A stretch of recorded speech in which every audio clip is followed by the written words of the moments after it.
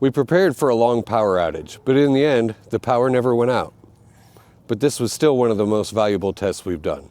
An ice storm moved through our area and outages were expected. We staged our overland camper to power some essentials if we needed to. Come on. Just a hair. Okay, good. Where's the bolt that holds it?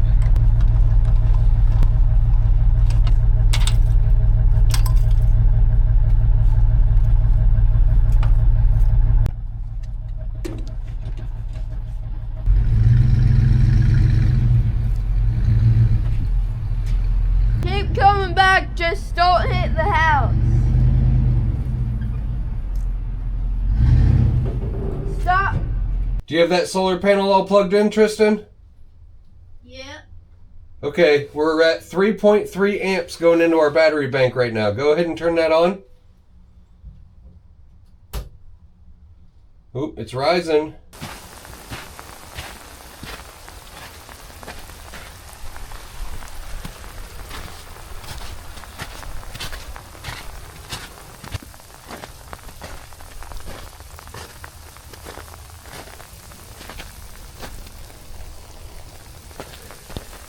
Preparation isn't about panic or fear. It's about removing the stress before you need it.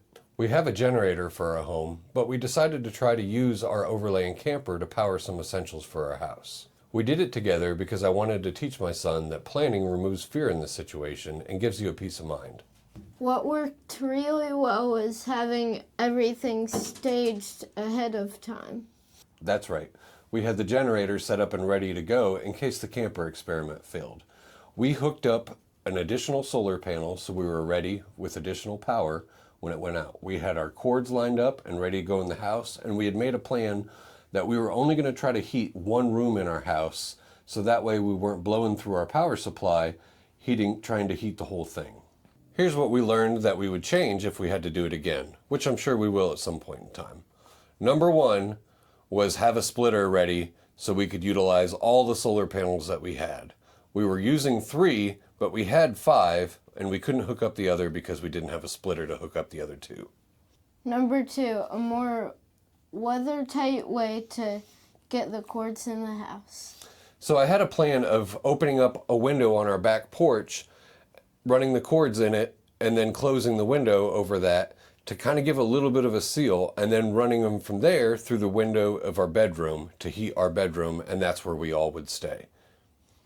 This could be better if we had a seal to put in the window or a dedicated port to run the cord through in the house, or a dedicated circuit on the house that we would just plug our cord into the outside of it.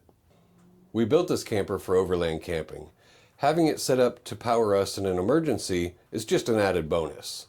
Our system includes 5 100-watt solar panels, a 50-amp MPPT charge controller, 600 amp hours of batteries, and a 125 amp converter if we were to need to charge our batteries because the solar wasn't able to keep up. This is a very stout setup for an overland camper. It's always good to have more than what you need than not have enough and you need more. I liked knowing that we were ready. We're glad the power stayed on, but we don't regret preparing for a second. If you're building an off-grid rig or just thinking about emergency prep, we'll keep sharing what we learn. Subscribe if you want to follow the build. That's all I have today. Do you have anything else, Tristan? No. Nope. All right, get outside or get to building, but whatever you do, be safe. Bye, Bye, all. y'all.